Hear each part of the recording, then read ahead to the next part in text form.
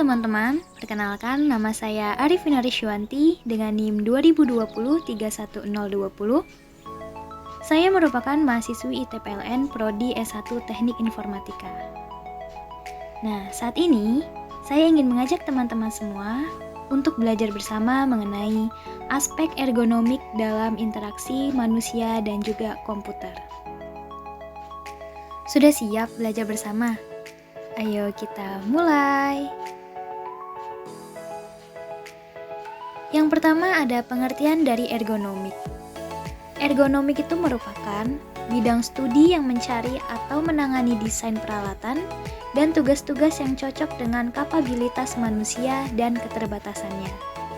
Nah, ergonomik ini dapat memahami keadaan manusia, baik dari segi anatomi, fisiologi, psikologi, engineering, manajemen, dan perancangan untuk membuat desain tugas yang berguna.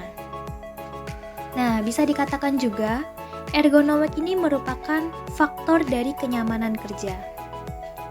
Terdapat beberapa keuntungan dari ergonomik.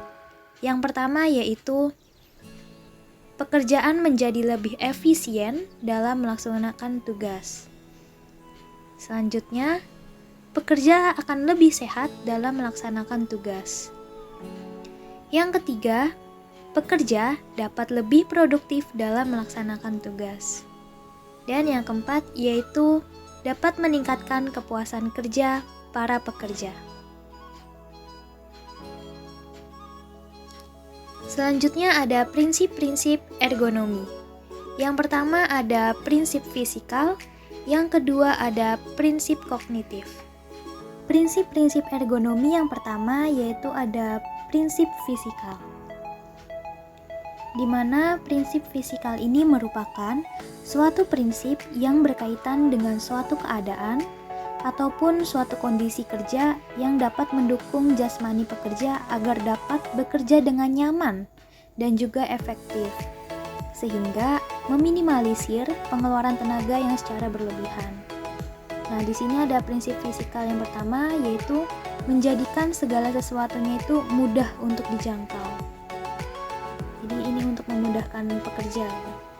Yang kedua yaitu bekerja dengan semangat yang tinggi atau yang sesuai dengan passion kita, yang sesuai dengan minat kita itu.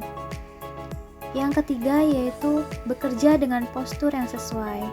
Nah, postur yang sesuai di sini maksudnya itu seperti posisi kita saat kita duduk ataupun dalam kondisi kita bekerja yang lainnya. Lalu seterusnya itu ada mengurangi pengeluaran tenaga yang berlebihan. Nah, jadi dengan kita mengurangi pengeluaran tenaga yang berlebihan, itu juga menjadikan aspek ergonomik itu bekerja. Lalu meminimalkan kepenatan atau keletihan.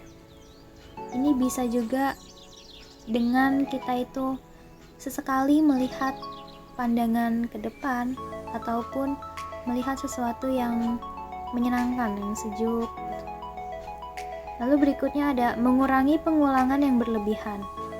Ini ibarat kita mengayun-ayunkan kaki, itu kan membuat tenaga kita terbuang. Lalu selanjutnya ada memberikan jarak, ruang, dan akses. Berikutnya ada meminimalkan kontak stres. Jadi gimana caranya biar kita itu tidak pusing atau tidak cemas akan adanya suatu pekerjaan itu. Selanjutnya ada memberikan mobilisasi dan merubah postur atau posisi. Jadi misalkan setiap 15 menit sekali kita merubah posisi kita agar tulang punggung ataupun badan-badan yang lain itu tidak merasakan ketegangan. Lalu selanjutnya yaitu menciptakan lingkungan yang menyenangkan. Nah, menciptakan lingkungan menyenangkan di sini bisa berupa pencahayaan yang tepat, temperatur ataupun suhu yang tepat, dan juga menahan getaran. Nah, menahan getaran ini contohnya itu kalau misalkan kita lagi duduk, lalu ada yang goyang-goyangin kursi kita. Nah, pasti nggak nyaman kan? Nah, itu ergonomiknya bakal terganggu. Atau kita lagi makan di meja, lalu mejanya itu digeser sama orang lain. Nah, itu juga bakal mengurangi kenyamanan dari suatu orang yang melakukan pekerjaan tersebut. Yang kedua yaitu prinsip kognitif. Prinsip kognitif ini merupakan suatu prinsip yang bertujuan untuk memberikan petunjuk ataupun suatu arahan dalam bekerja yang ditujukan ke dalam alam atau akal pikiran para pekerja itu. Contohnya yang pertama dengan kita membuat redundasi. Nah, redundasi ini biasanya digunakan sebagai suatu prediksi. Misalkan warna yang berbeda itu dapat menggambarkan suatu ciri-ciri sesuatu objek, atau dengan bercetak tebal, bercetak miring, dan lain-lain untuk menandakan suatu objek yang berbeda. Lalu membuat pola ini bisa membangkitkan imajinasi dari para pekerja. Lalu yang ketiga ada memberikan stimulan yang bervariasi sesuai dengan keadaan. Yang terakhir ada memberikan umpan balik secara cepat atau seketika. Nah, di sini juga terdapat aspek permasalahan. Yang pertama ada pencahayaan, yang kedua ada suhu dan kualitas udara, yang ketiga ada gangguan suara, dan yang keempat ada kesehatan dan keamanan kerja. Baik, kita ke yang pertama.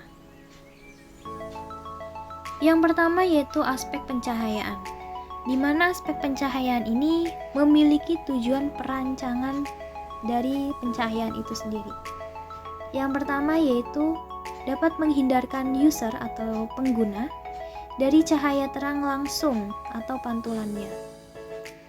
Inilah tujuan dari perancangan cahaya.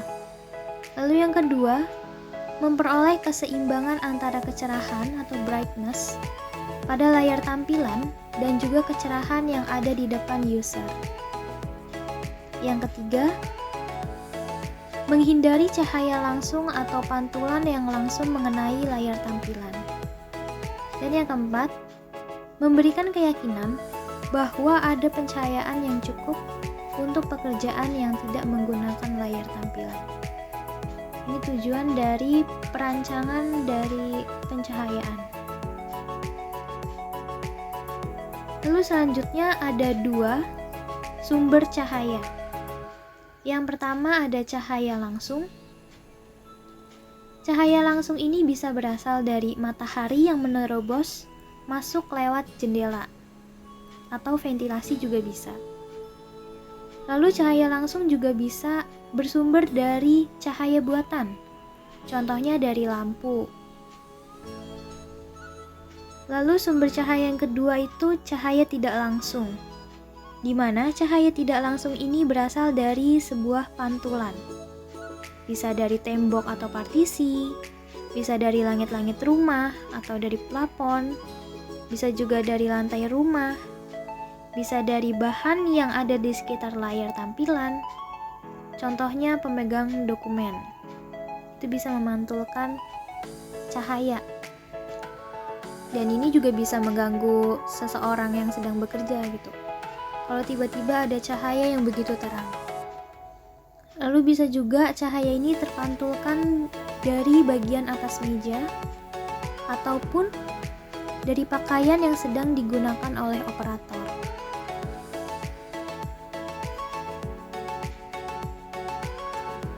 Nah, tadi aspek permasalahan yaitu cahaya. Yang sekarang adalah suhu dan kualitas udara,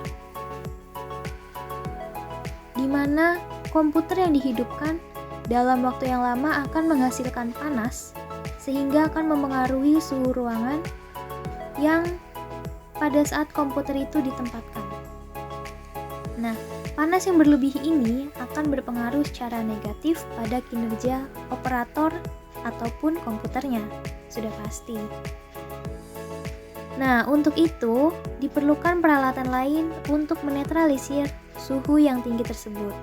Di antaranya penggunaan kipas angin, penggunaan AC, ataupun kipas untuk dudukan laptop.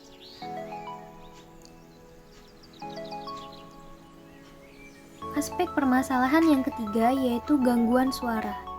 Nah, gangguan suara ini bisa menjadi masalah bagi user jika suara yang ditimbulkan atau sumber suaranya tersebut memiliki volume yang relatif besar bagi user tersebut. Nah, suara-suara ini bisa juga terjadi akibat barang-barang atau benda-benda di sekitar kita. Contohnya, suara AC, suara komputer, suara manusia, suara hewan peliharaan, suara speaker, suara TV, ataupun peralatan lainnya yang menimbulkan suara. Nah, akibatnya user atau pengguna itu merasa terganggu, stres, dan bahkan konsentrasinya itu bisa menurun. Nah, cara mengatasinya bagaimana? Yang pertama, kita bisa menutup telinga kita dengan rapat, ataupun yang efektif adalah dengan memasang peredam suara. Lalu aspek permasalahan selanjutnya yaitu kesehatan dan keamanan kerja.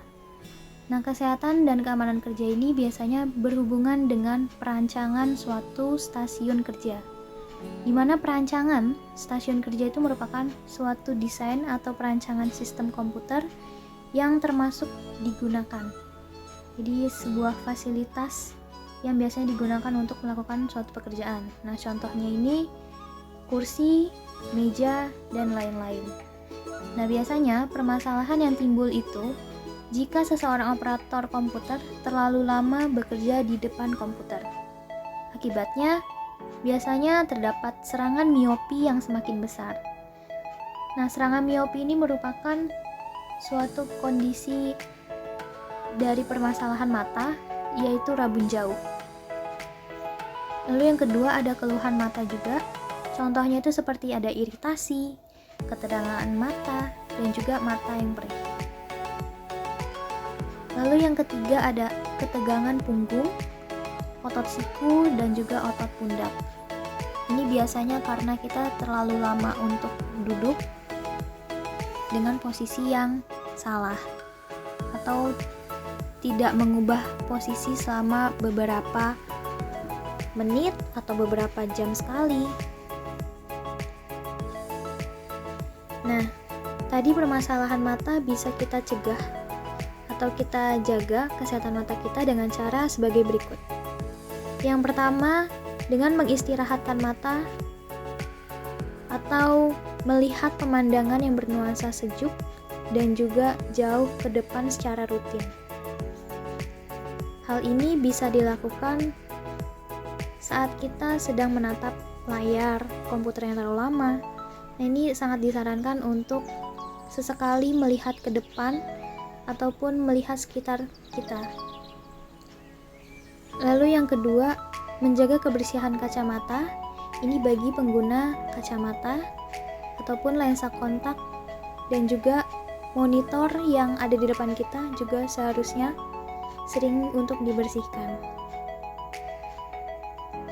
Lalu yang ketiga, menjaga kebersihan pencegah kilau sesuai dengan aturan yang ada.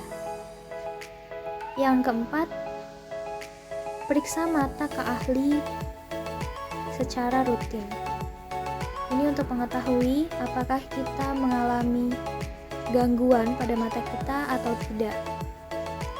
Lalu yang kelima yaitu memakai kacamata khusus yang dirancang untuk pengguna yang berinteraksi langsung dengan komputer. Nah, biasanya kacamata ini bertujuan untuk meredam ataupun mencegah radiasi masuk ke dalam mata, yang mengakibatkan biasanya gangguan mata itu dari radiasi komputer atau radiasi handphone, seperti itu.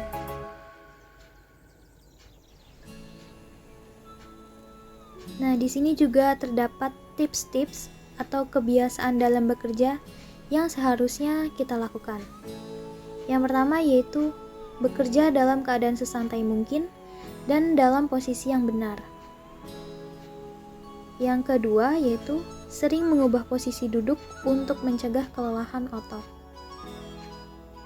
Yang ketiga, berdiri dan mengambil beberapa menit untuk mengendorkan ketegangan otot dan melakukannya secara rutin dengan cara olahraga ringan beberapa kali sehari.